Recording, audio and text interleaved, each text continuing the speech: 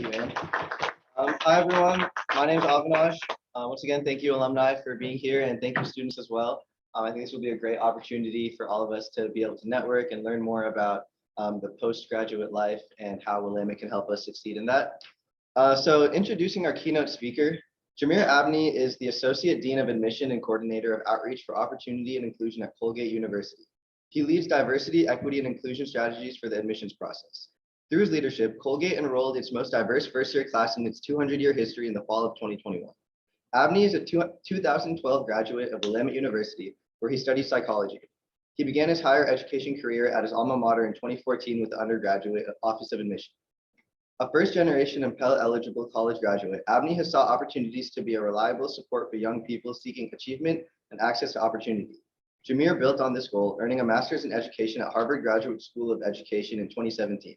He has been a guest on multiple podcasts, including Black and Highly Dangerous on the Mic with Ray White, hosted by fellow Willamette class of 2012 alum Raymond White. Currently, Abney is a candidate for a Doctor of Education at the University of Pennsylvania, studying in the Higher Education Management program.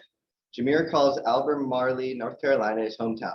Both his mother and younger sister still reside there. And now I will pass it off to Jamiere, our keynote speaker. Hi, Jamiere. Can you? Hey, You have been introduced, and you have a room full of people. So I'm going to make sure that you have screen sharing privileges again. And there you go. And you are free to take it away. Awesome. Thank you. And thank you all for joining me. Can everybody hear me okay? Yes. Yep. Okay, awesome. So actually the name of the town that I'm from is Albemarle, North Carolina. And you actually all are catching me from Philadelphia right now, where I'm at class, our sessions. We meet once a month as a part of my doctoral program that I'm in.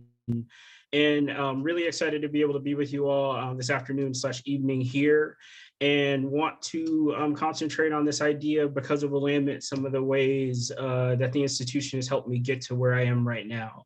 And one of the, I think, special things for me is that the university continues to pop up in a variety of different ways as a resource, as a connector, as kind of a home base, but also a place that I recognize I want to continue to give back to and pay it forward.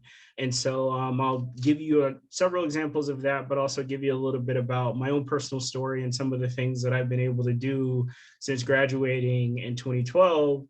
But also just the ways Willamette has continued to play a role for me from the time I arrived in the summer of 2008 and continues now, even as I work on this additional degree and continuing my career in higher education. The ways that I see Willamette is really kind of a touch point for me and just an important part of the story. And so first, how I learned about Willamette. So I grew up in North Carolina originally, from a small town just outside of Charlotte, North Carolina, central part of the state there, and moved to the state of Washington when I was 14. A really long story there, but basically found my way to a military town living with my aunt and uncle, and learned about Willamette mainly because of sports. And football was my initial introduction to the institution, but there are a lot of other reasons why Willamette initially became the school that I saw myself as an ideal fit, as a great student, as a student athlete, and also a place where I felt like I could give a lot to the community as well as receive a variety of different things. And so found the school through sports, came on a visit and actually was on an admitted student visit day that I didn't initially know was that. I thought I was coming for a recruitment visit and was sitting across from an admission officer. And I remember him asking me, he was like, "Do you not know that you're here for an admitted student day?" And I was like, "No, not really." And so found out sitting there that I had been admitted to the school and actually got my letter of admission about a week later when I returned home. And so it was kind of an interesting, okay, where am I at with this school?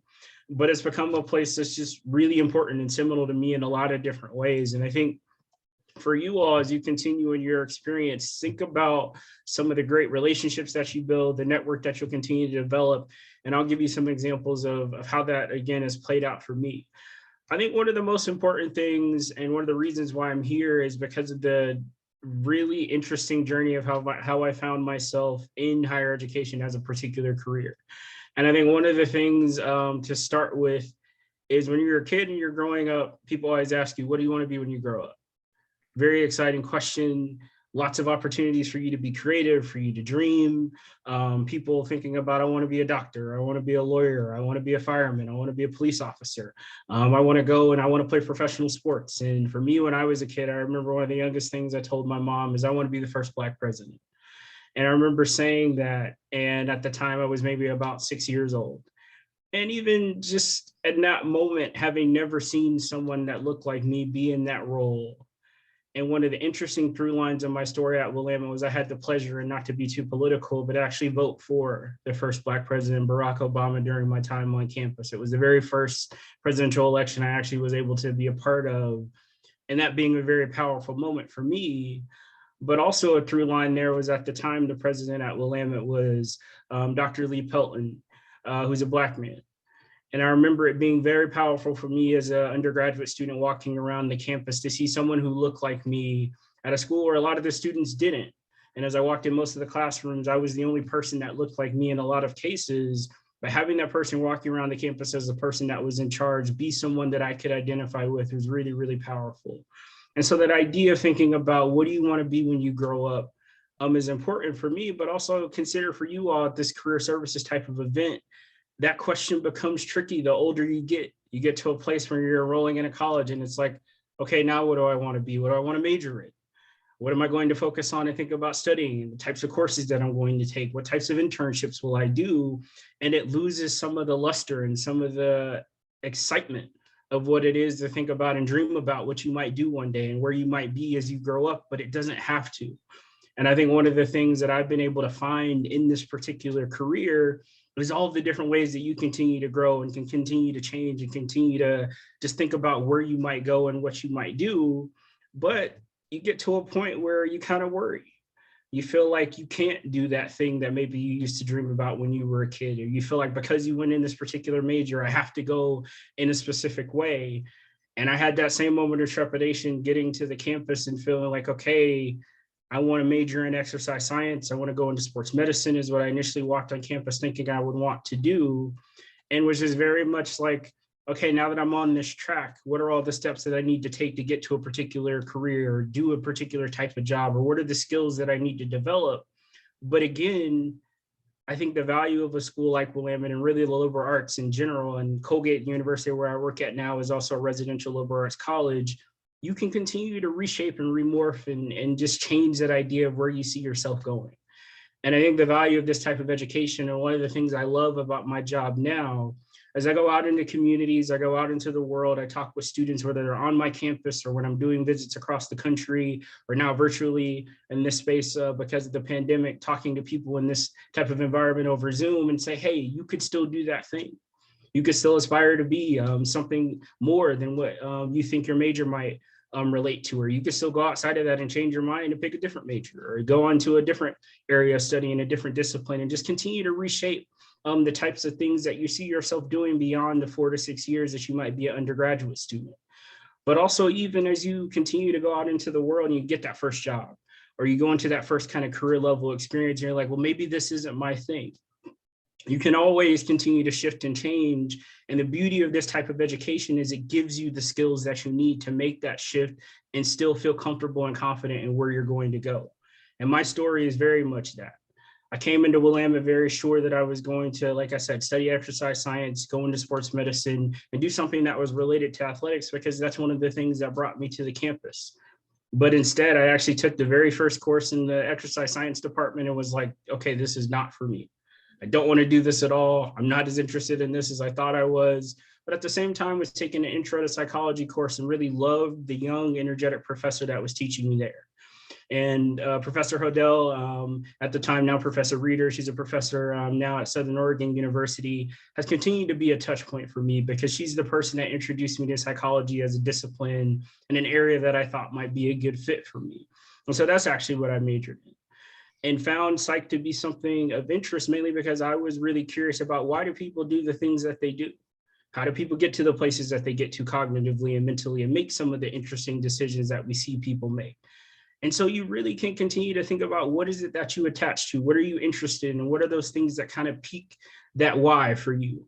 and find that thing that you can really continue to come back to day after day and get a level of excitement and energy. And I got that from Professor Hodel. I got that engagement that just allowed me to say, hey, this is something that I can really sink myself into. And we start to think about writing a senior thesis or having to do a particular level of detailed research, or even, again, that career idea of where you might go. Having something that really inspires you is really, really important. And so then how do I find myself doing what I do now? Because this isn't necessarily a psychology related job, but one of the reasons, again, that Career Services was interested in having me talk with you all is because my career path post Willamette was all over the place. But because of Willamette, I had the opportunity to try out and do so many different things. I was a student athlete during my time on campus. I had the chance to do research in the psychology department, working as a research assistant with one of the faculty at the time. I had the experience to be able to intern and be involved in the local community. And that's actually where I found my first interest thinking about working in education. I had the chance for 3 years to work as a mentor to one of the local middle schools, Parish Middle School, as part of the North Salem School District, and got to see a group of 6th graders grow to be 8th graders and go into high school and see kind of the shift that you can make with a young student community in terms of where they see themselves going and how you might inspire somebody just by nature of showing up day after day and giving them a level of mentorship, a level of support, and just throwing yourself behind that service-oriented spirit that's very central to the motto of Willamette. And in working with those kids for 3 years, I thought maybe this is something I might do. Maybe I'll be a school counselor, maybe I'll be a teacher and do something that's more kind of education focused. But getting there really took me a while to understand, okay, what does it take? What are the steps to go from my degree in psych to maybe working in school counseling or maybe being a teacher? Like, how do I get to that pathway? But then in the summer, right after I graduated, my entire course was shifted because I had done this additional internship while I was doing that work, actually as a financial representative with a different Willamette alum, Matt Benjamin, who's on the board of trustees now, who actually was doing work in financial services. And I had found my way into an internship with him and was thinking, okay, I'll do something in finance and maybe I'll go get my MBA. I was kind of in a different headspace, just thinking about needing a job and needing to get into a career post Willamette. And then all of a sudden I get a different call. A former coach of mine who's now still in Germany actually reached out to me over social media and was like, hey, what do you think about coming to Germany and playing football? And we've actually had several alumni from the Bearcats football team take advantage of opportunities overseas in Europe across different countries as part of American football leagues. And I had the chance to be able to go do that. And the one thing I didn't do as an undergraduate student actually was study abroad. And it was something I kind of kicked myself for as I was walking across the stage at commencement in May of my senior year and kind of finishing and closing out my Willamette experience. But that came back around for me with this opportunity in that summer to be able to just pick everything up, drop what I was doing at the time, left the job as a financial rep. I was also beginning coaching football at South Salem High School through a different connection, another Willamette relationship. It was just like, hey, I'm going to go to Germany and do this once in a lifetime experience. Who gets to go and play some more professional football somewhere, especially when I wasn't 100% sold on that career in financial services. And so after about 6 months, I returned to the US and was really kind of in a headspace of, I don't know what I'm going to do next. Where do I go? I have this degree. I've had this really great experience overseas. I have these great contacts in the area, still in Oregon, but I have no idea what type of job I'm going to do. And it was really about 3 years of just kind of fits and starts where I did a variety of different things. I worked in one of the local school districts in Woodburn where I was a testing coordinator, and I was out in one of those portable classrooms, actually administrating the state testing day after day for students. I had a job for a short time at one of the local banks where I was just a teller and doing reports and a variety of kind of behind the scenes projects for about 6 months.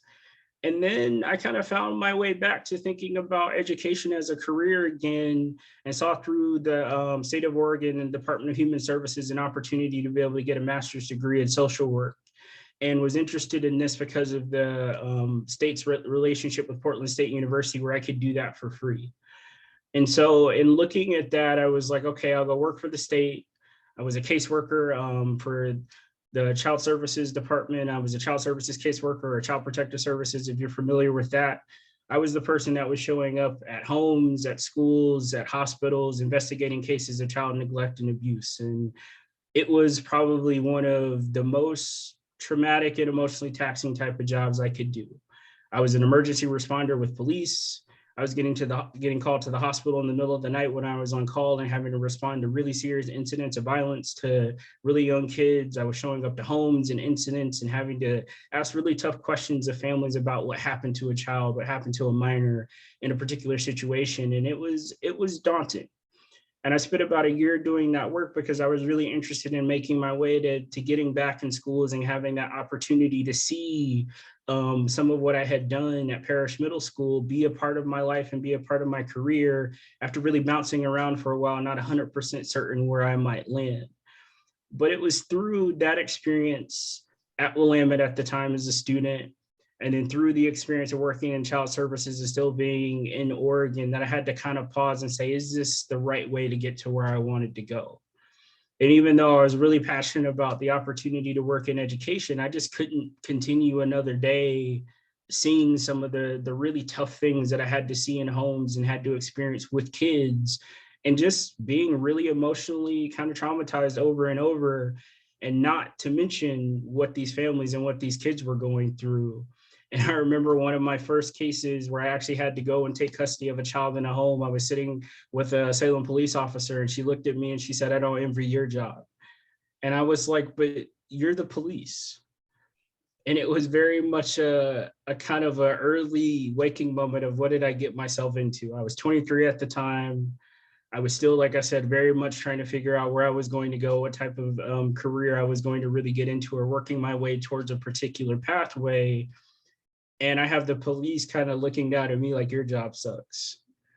And this was at the very beginning. And I remember the end for me came in a call when I was on call one night. You could get calls in the middle of the night, and it was always the police or it was the hospital. It was something that was really, really serious if you were getting a call on that cell phone. And I showed up at the hospital, and it was a case with a 4-year-old. And I remember going from the hospital to a home. And I won't get into too specific of the details, but it did involve a fatality. And it did involve a situation where I had a young girl who had experienced the loss of a parent. And just the look on her face and some of the things that she said to me in that moment, I was like, I can't do this anymore. But then it was also a situation of I have bills. I have to be able to just get through day to day. I still have a particular vision of where I want to go with my life and how I want to proceed, but it's like, how do you get there? And one of the first thoughts I had was, well, what's going on at Willamette at this point? I'm 2 years now out of school. I'm still living in the area. It was in February 2014 at that point. And I was just very much not sure where I could go, but Willamette felt like a home place to be able to start. And I remember just kind of looking at jobs on the university website and saying, well, what is something that I could do here? What would be a good fit? And even not at this point thinking about necessarily getting to school counseling, but more so just what is something I could do that could just kind of be a cleanse. And found admissions, had never done anything in the admissions office. I wasn't an admission volunteer. I never was someone who did tours or did anything beyond just being admitted. And I remember that was one of my favorite stories to tell to students once I was finally in the admission counselor role, because a lot of the people who work in my industry are people who had that experience of being the ambassador or the tour guide or a volunteer. And that's where they kind of saw what the job was and decided it was something they might be interested in. And I remember just coming back and thinking Willamette would be a place where I would feel comfortable, and it would kind of cleanse me of what I had seen for the last year or so, and maybe just give me a refresh until I decided what might be the next step. And so for 2.5 years, I was a part of the Willamette admission office and had the pleasure at that point to represent my alma mater. I traveled across California, parts of the Midwest. I did travel all across the East Coast in a couple of different places for conferences and key events. And at that time, my work wasn't specifically focused on access and diversity, but it was very much a chance for me to go out as a person of color, as a first-gen student, as someone who had lived this experience and tell the story and the positive experience that I'd had as a part of the Willamette community. But also it gave me a great opportunity to see higher education for all that it was. I was able to be a part of communications planning while I was on campus, ran key programs where we were welcoming hundreds of students to be able to come to campus. And I had a great supervisor at the time who was a part of the admissions office that really just kept poking me about the way that I could grow in this particular career.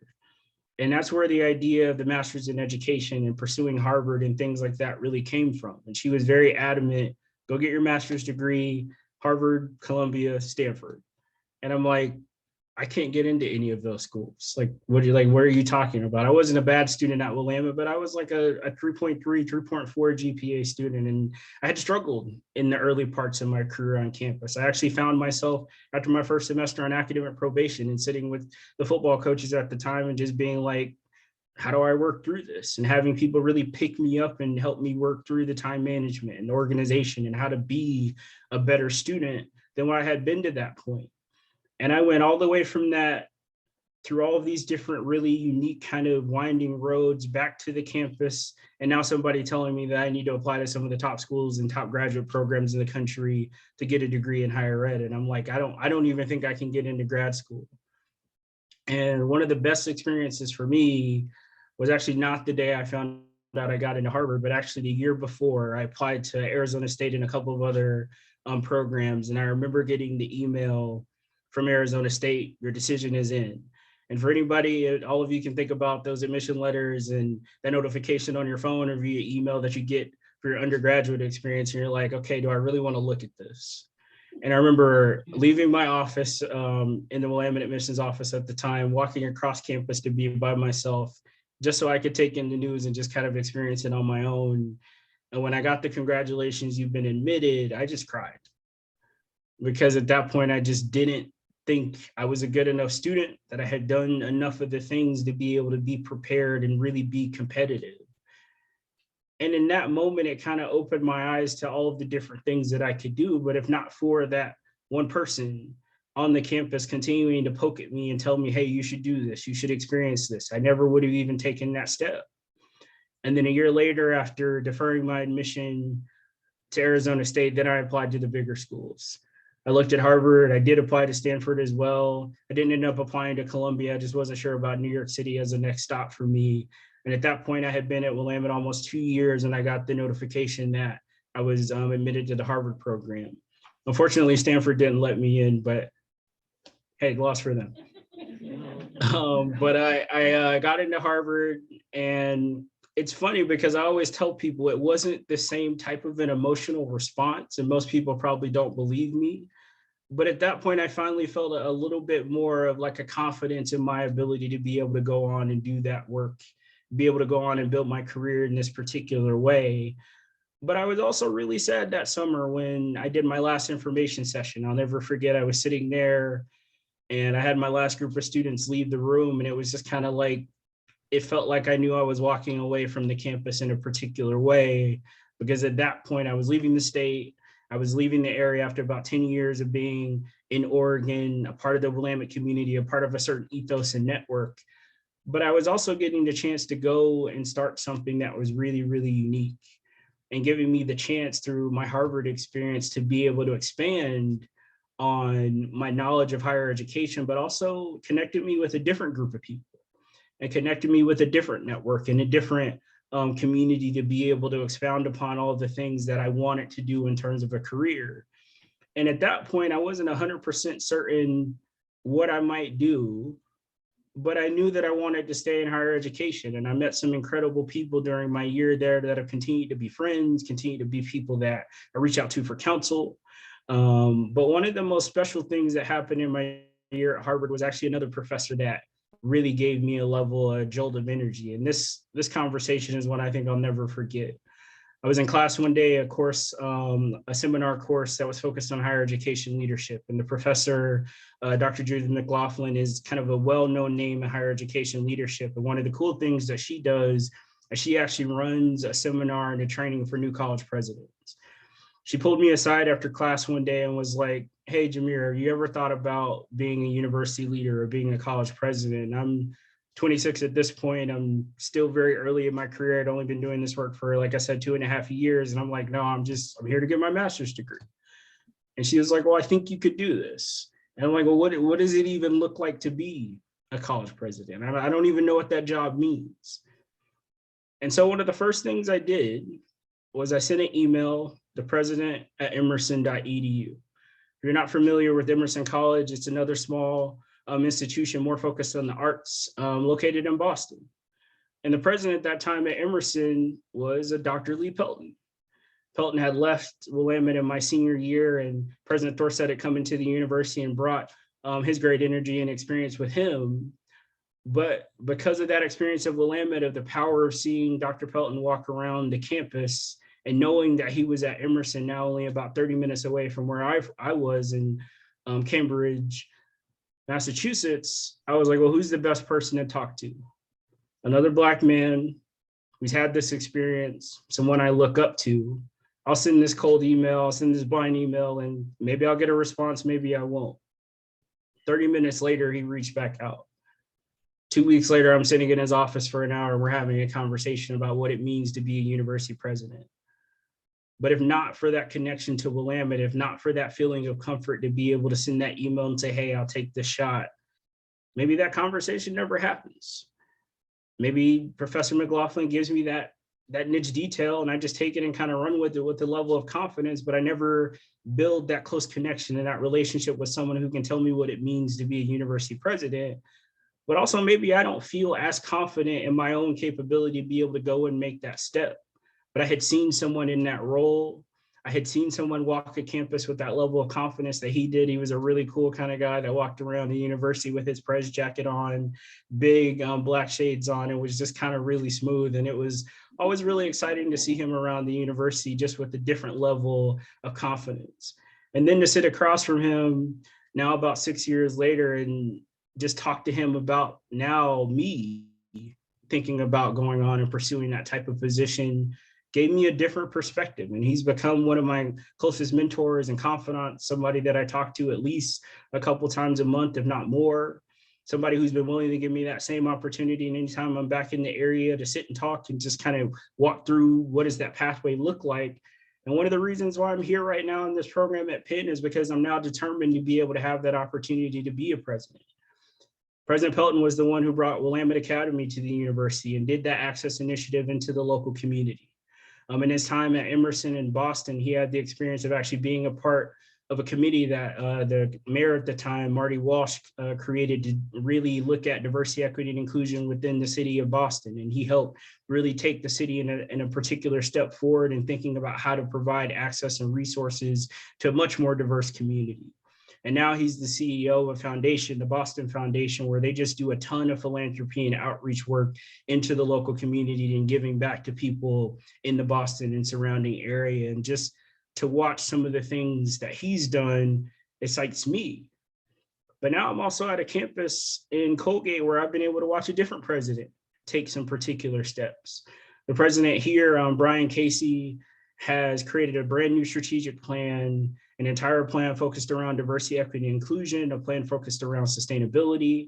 I actually had the pleasure to be one of the working members of committees that brought together the plan that focused around DEI and thinking about access and belonging on our small private campus. And have now had the chance to be a part of bringing in a new chief diversity officer and welcoming that most diverse class. And actually the last 2 years, the most diverse classes that Colgate has ever seen in its history. And having the chance to see a campus really put an emphasis around some of these issues, but also have a president who, again, has shown a level of interest in me. One of the first people, once the word was out that I had gotten into Penn, that reached out to me was actually President Casey. And he, again, sat down with me one-on-one, asked me about my interest in the program, asked me about where I thought I was going. And as soon as he knew I was thinking about sitting in his seat one day, was like, we're going to do everything that we can to help support you to get there. So just to have leaders and people that pour into you is a value of places like Willamette or a place like Colgate that's small, that's intimate, that's personal, where you can go directly to the source. You can go to a professor and say, I'm interested in working with you. You can work with your peers to be able to start a new initiative. Or for someone like me on the administrative side, even as still a very young professional, can be a part of the building of something within a campus and see some of those things through. And it's been very exciting to be at a place where I've seen a strategic plan come together. I've seen the budget of those ideas. I've seen some of the fruits of that labor. I've been able to sit in the room with key leaders and people that have way more experience and way more power and authority than I do, but been given the chance to have a voice and to have a say. And all of those things really date back to me being at a place where I saw a president who looked like me, had the chance to elect a president that looked like me. And now I'm looking forward to the opportunity to being in that role and being that for someone else someday. And having the opportunity to encourage, to inspire, and to really give students that level of confidence that they can. And for you all sitting in a place that I know very well, I value very much, you can take these experiences and use that networking and use those relationships to do the things that you're passionate about. It's community, it's continued support and resources, it's those networks and connections. And for me, it's how do I continue to give back? I have the chance right now, I'm serving on the Alumni Board of Directors, which isn't the Board of Trustees, but is another really powerful committee of alumni coming together to think about ways that we can support the institution and give back. A couple of years ago, the alumni office started an alumni of color group, and I was a part of the first executive committee of that. I've continued to try to give time and energy to the campus, even as I'm now 3 hours ahead, 8 hours away. It's not the same as being able to physically be there, but it's important to me that I continue to have a role in the campus because it's a place that has given me so much and just continues to. And I've now had the pleasure over the last couple of years to actually support a couple of Willamette grads to do the same Harvard program that I did. I've had the opportunity to see a couple of the interns that I worked with when I was an admission officer go on and pursue that career and have a lot of success and be happy in that particular way. And so always just continuing that cycle that really focuses on not unto ourselves alone are we born, and giving that chance to be able to inspire and encourage in so many different ways, but continue to play a role in a place that's been really, really seminal and important to me. And one of the things that I wanted to show you, just gonna, let me share screen. Yes.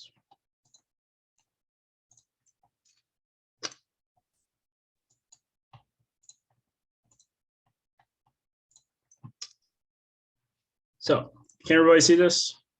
Yeah. So this is probably, since the time I've been an admission officer, one of the most humbling and really, really inspiring letters that I've gotten from a student. And this is actually a student who didn't end up attending Colgate, unfortunately. She's an amazing young woman, but I went to the Rio Grande Valley, which is in the southeast portion of Texas. If you're not familiar, it's right along the Texas-Mexico border. And I remember meeting with this young woman and one other student at their high school. They're one of the IDEA schools, which is a charter school network that works in Texas and in Louisiana. And the student sent me this about 2 days after the time that I was able to spend time with her and her classmate on her campus. And even though I wasn't able to bring her to Colgate, I keep this because it reminds me really, really wholly why I do this work. It's about the students. It's about the opportunity to make an impact. It's about an opportunity to give a level of inspiration, of ambition, and also shows me that I'm going out into the world and being the type of representative that I want to be. And this is really my why in one email, because it's, for me, it's not about the opportunity to be able to grow as much personally as it is to know that I have the chance to make an influence, to make an impact, and to try to encourage students who, like myself, are first generation, students who are coming from low income backgrounds, students of color, but really any student who aspires to this type of education to know that they can and know that they can continue to grow.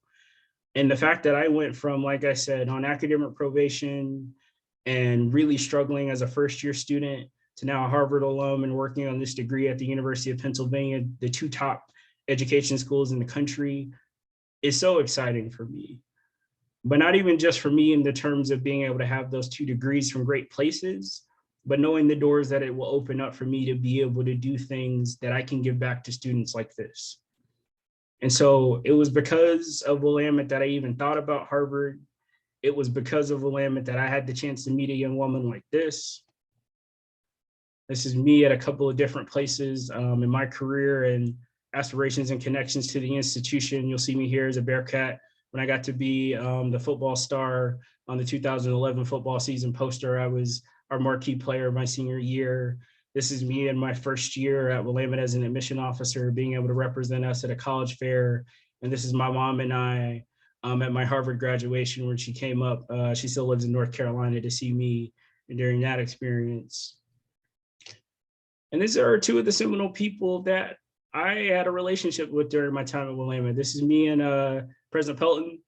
He actually took me on to be able to be a part of one of the podcasts I was a member of, and we just talked about the experience of making some of these opportunities that a lot of students miss really available, and some of the work that he's done in his career and some of the things that I'm trying to do to kind of follow in his lead. And one of the really cool things about our overlap is it's not just Willamette. He actually was at Colgate in the late 80s as a dean. And when I told him I was going to Colgate, he was like, wait, where? And so it's really funny. I've been able to kind of follow his path from Willamette to Colgate. He was a Harvard student at one point. I had the experience of being there. So I told him I'm following him by accident. And here on my right is Mark Speckman. If you don't know him, he was the longtime coach and offensive coordinator for the Willamette football team. And as you see, he has no hands. And I remember in my first year when I was on that academic probation, I was like, how do I bounce back? Well, I have a coach who drives, who texts, who types, who can throw a perfect spiral. The only thing I ever saw Speck not be able to do was tie his shoes. And this is a man with no hands. And so how do you as a person, as a young person with all the opportunity in front of you, question anything when you have this person with a level of exuberance and excitement in front of you every day, doing everything, even without their hands? So these two people played a really, really important role for me in my time on the campus. One of the things that Speck always said, turn your setbacks into comebacks. He's very adamant about how do you take something that's a challenge, how do you take something that's difficult and turn it into a motivational point. I remember this all the time. I use this in situations like this as a reminder. You can take something that's a negative and turn it into a positive if you want to.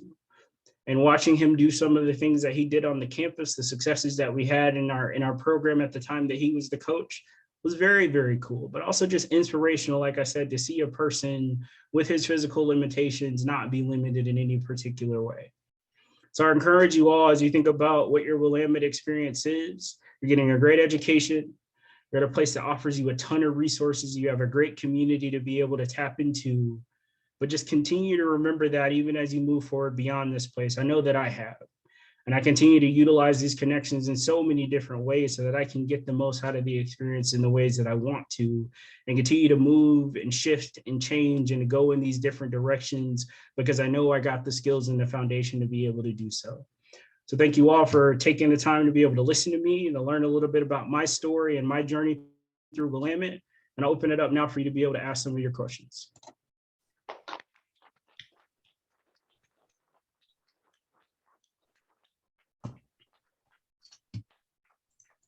Thank you so much. Really appreciate your words today. Wanted to see if anybody, I'm going to have to kind of relay the questions. Does anybody have any questions that they wanted to ask?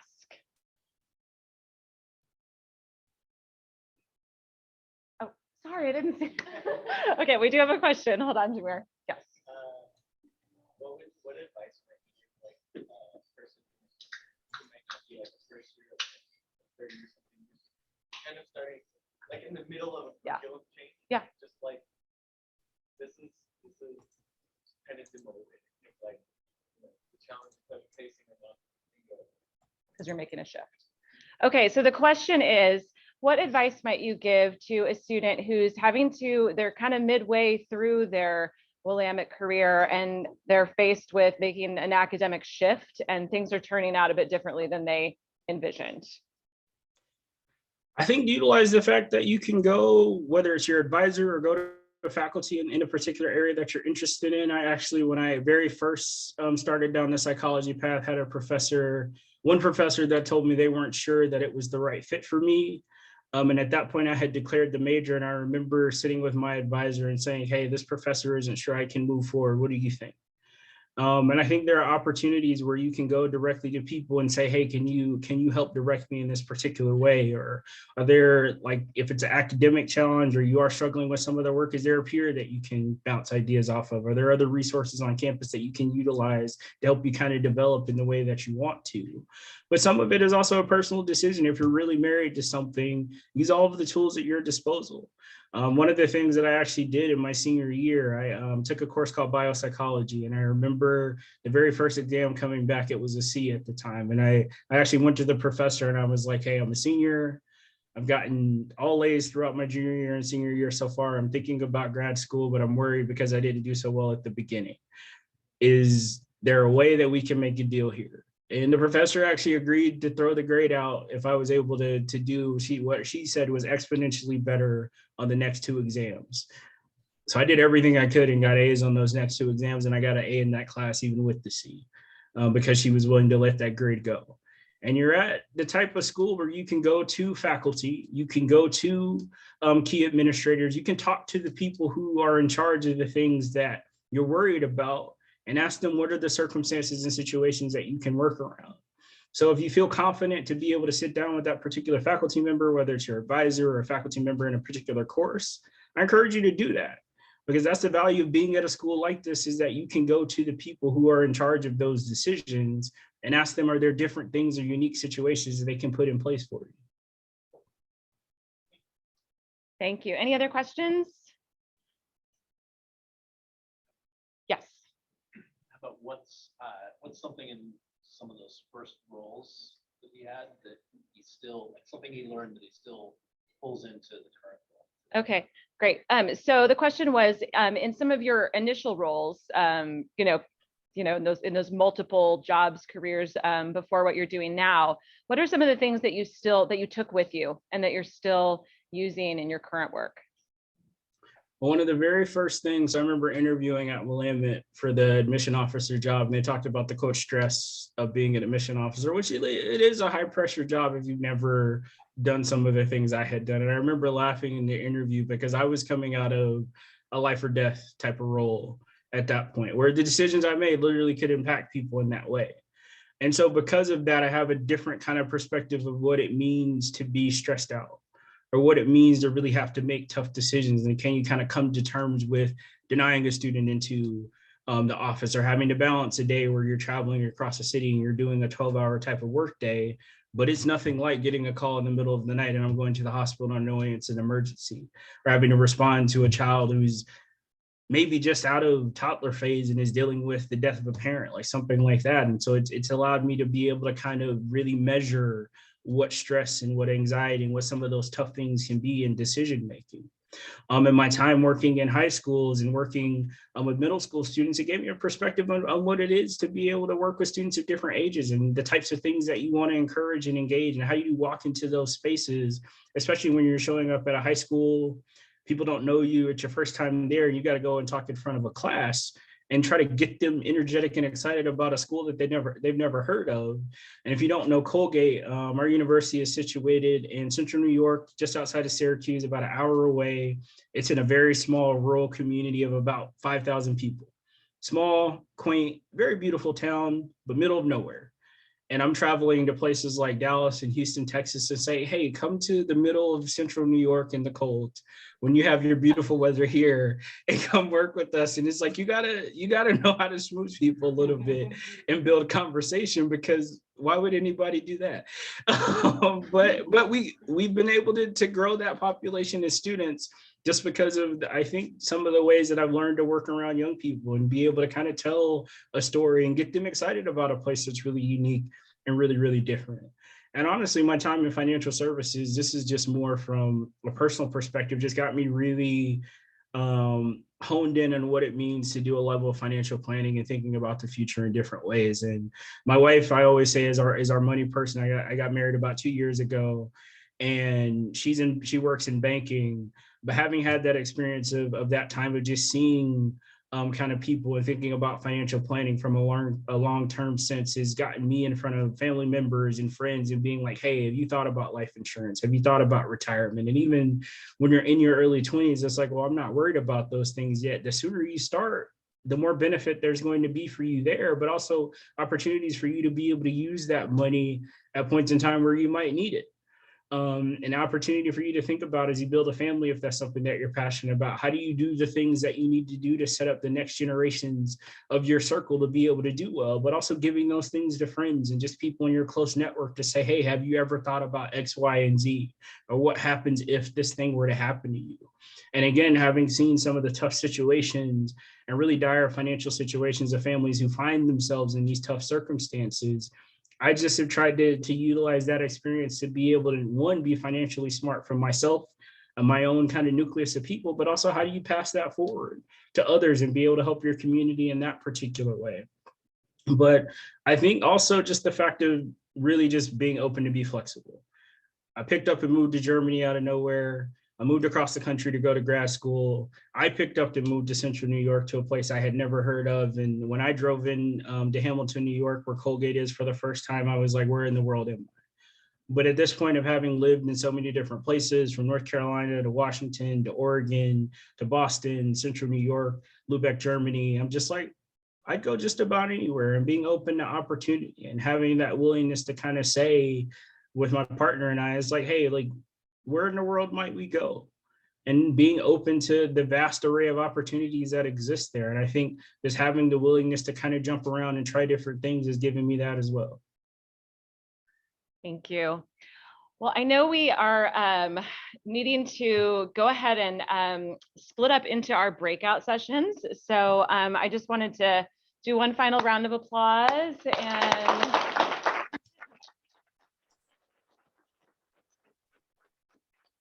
thank you once again for joining us today, Jamiere. Really appreciate you being here. So thank you. Thank you all for having me, and have a good rest of your day. All right.